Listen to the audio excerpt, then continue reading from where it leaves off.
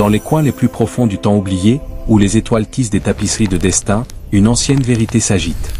Elle est murmurée dans le silence cosmique, inscrite dans la texture même de l'existence. Un livre, non relié par des mains mortelles, s'ouvre maintenant, ses pages embrasées d'une lumière qui transcende toute compréhension. Ce n'est pas seulement de l'encre sur parchemin, mais la parole vivante, le début et la fin, révélant ce qui fut, ce qui est, et ce qui est encore à venir. Préparez-vous, car le voile est levé, et les prophéties s'allument. Regardez les cieux, car ils en témoignent. Du vide illimité, des fragments de mondes oubliés descendent, héros ardents d'un âge annoncé. Le ciel pleure du feu, et les cités, monuments de la fierté humaine, s'effondrent en poussière et en cendres. Les piliers de la terre tremblent, et les nations, jadis puissantes, sont englouties dans un enfer dévorant. La fumée monte, un linceul lugubre, tandis que le sol même sous nos pieds devient un chaudron de rétribution. La fierté de l'homme est abaissée, et le jugement commence. Puis, un son, une symphonie du sacré. Les trompettes des gardiens célestes percent l'air ravagé, résonnant à travers l'étendue cosmique. Elles annoncent une nouvelle aube, une intervention des royaumes invisibles. D'en haut, une vaste armée émerge, une armée de justice, chevauchant les nuages, leur chemin pavé par la gloire divine. À leur tête, une figure de lumière radieuse, un roi qui revient, non pas dans des chars terrestres, mais sur un majestueux destrier de lumière pure. Son arrivée est l'aboutissement, le retour promis, le début d'un règne éternel.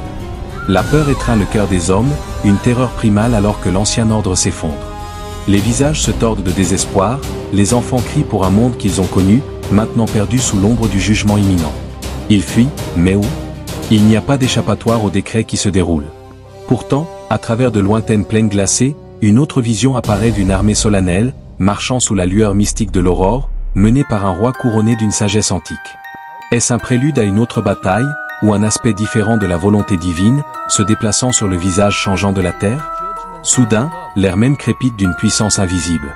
Une figure solitaire, prise dans le rythme mondain de la vie, est frappée par un éclair venu du ciel ou un éclair vif, un toucher direct du divin.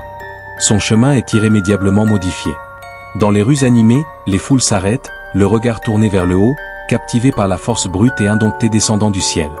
Un souffle collectif, une question silencieuse, est-ce un avertissement? Un appel? L'éveil d'esprit dormant, agité par la puissance impressionnante d'en haut? À nouveau, les trompettes sonnent, plus claires maintenant, résonnant à travers le tissu même de l'existence. Les chœurs angéliques s'élèvent, leurs mélodies s'entrelacent dans les nuages, accompagnant le cavalier céleste. C'est le moment de la clarté, la grande convergence de la prophétie et de la réalité. Le roi revient, entouré de ses fidèles, un témoignage de promesses inébranlables, descendant pour reprendre ce qui lui appartient. L'appel final, la révélation ultime, délivrée avec grâce et une puissance immuable. Des chants silencieux du sommeil éternel, la terre tremble. Les vieilles pierres du cimetière gémissent, tandis qu'une voix, invisible et toute puissante, appelle les enterrés. Ô peuple et nations, ô âmes qui avez marché sur la terre, levez-vous. Le jour du jugement est venu. Les cercueils s'ouvrent, et de la poussière des âges, des formes squelettiques s'agitent, se réassemblant, se levant de leur long sommeil. Elles émergent de tombes oubliées, réanimées, attirées par une force irrésistible. Chaque âme, de chaque génération, est appelée à faire face au jugement final. Aucune tombe ne peut les retenir, car la trompette de la résurrection a sonné. Devant une étendue sans bornes, l'humanité se tient, une multitude innombrable s'étendant à l'horizon. Les vivants et les ressuscités, côte à côte, leur destin en jeu. Devant eux, un autel étincelant, irradiant de lumière, signifiant le siège du jugement divin.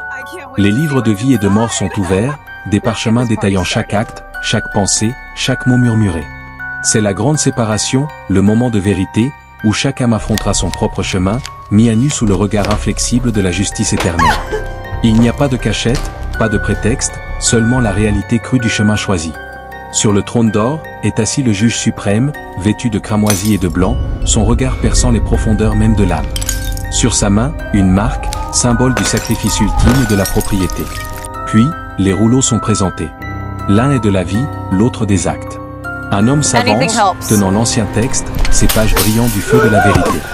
Il lit, et à chaque mot qui résonne, le poids des âges, la tapisserie des choix, est tissé dans un registre indéniable. Derrière lui, les feux de la révélation brûlent, illuminant les choix clairs faits, les chemins empruntés. Voyez l'indifférence, la froideur des cœurs insensibles. Un homme, perdu dans son propre monde, fait trébucher un aîné, et la foule affairée passe sans prêter attention à la souffrance. La quête des plaisirs éphémères, l'attrait du gain matériel, aveugle les yeux à la compassion. Dans des salles dorées, une autre compte ses trésors terrestres, son rire faisant écho à la victoire creuse d'une richesse passagère.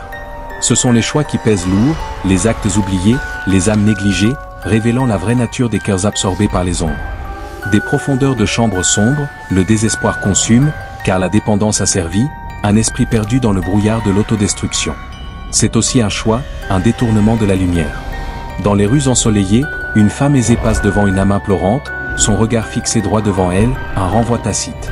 N'importe quoi aide, murmure l'enseigne, un cri inaudible pour le cœur sourd. Pour chaque acte de gentillesse, il y a un écho de négligence, pour chaque main tendue, une main retirée. Ces moments, aussi petits qu'ils paraissent, sont des fils dans la grande tapisserie du jugement. Écoutez la proclamation inflexible. Ô âme corrompue, tu as méprisé le don du salut, et tu as bu le péché comme un sang empoisonné. Maintenant les portes du ciel sont fermées, et seul l'abîme s'ouvre devant toi. Et ainsi, la descente commence. Dans le feu éternel, où les ténèbres ne finissent jamais, et les cris de tourment ne cesseront jamais. Regardez-les tomber, leur corps consumé par les fleuves de désespoir en fusion. Des profondeurs ardentes, des formes monstrueuses de tortionnaires émergent, leur faim insatiable, leur cruauté absolue. C'est la conséquence ultime, le royaume impie.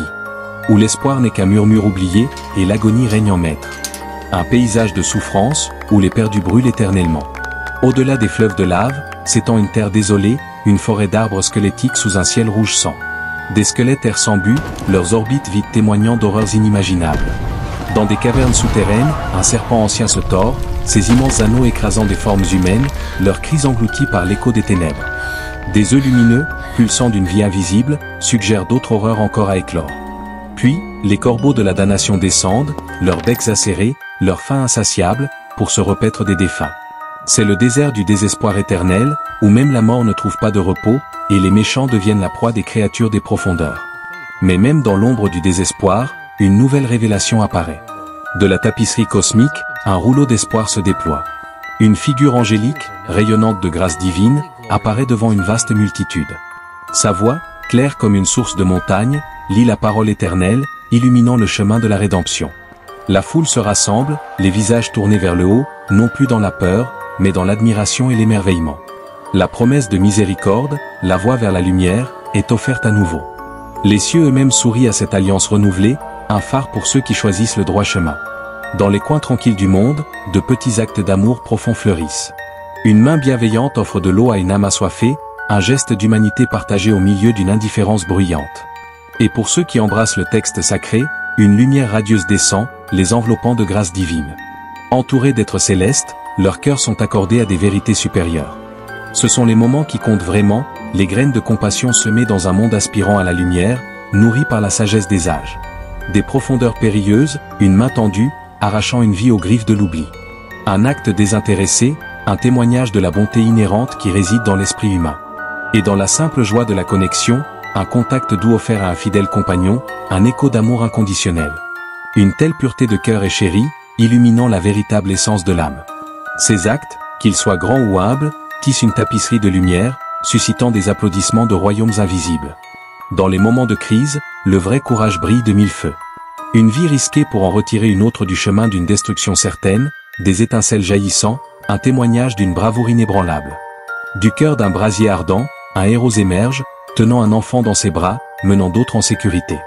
Et même face à leur propre épreuve, un couple partage leur dernière maigre pièce, comprenant que la vraie richesse réside dans la générosité. Ce sont les esprits inébranlables, les phares d'espoir, dont les actes de compassion résonnent à travers l'éternité, une symphonie d'amour désintéressé. Bien fait, bon et fidèle serviteur. Vous avez gardé la foi et marché dans la lumière. Maintenant, venez, entrez dans la joie de votre Seigneur. Le juge divin, autrefois sévère, tend maintenant sa main en signe de bienvenue. Les élus, baignés de lumière radieuse, montent, guidés par des êtres éthérés, leurs esprits élevés au-dessus du royaume terrestre. Le ciel s'ouvre pour vous accueillir dans la vie éternelle, où il n'y a plus de larmes, et où seule la gloire et la paix demeurent. C'est la récompense glorieuse, l'accomplissement ultime, le retour à la béatitude éternelle. Contemplez les portes du paradis. Ornées de perles et d'or, elles s'ouvrent en grand pour révéler un royaume de lumière pure, une symphonie de joie et de paix infinie. Des anges, innombrables et radieux, bordent le chemin doré, leur voix s'élevant en une louange harmonieuse. Au cœur de tout cela se tient le Seigneur, les bras ouverts, accueillant ses enfants à la maison. Il n'y a plus de larmes, plus de douleur, plus de chagrin, seulement un amour illimité et une communion éternelle. Dans des jardins verdoyants, sous des arcs-en-ciel vibrants, les âmes s'unissent, dansant avec des hôtes célestes, leurs robes blanches scintillant dans l'aube éternelle. Des colombes de paix descendent, symbole de l'harmonie parfaite restaurée. C'est la nouvelle création, la demeure éternelle, où chaque désir est satisfait, et où la gloire ne connaît pas de fin. Alléluia.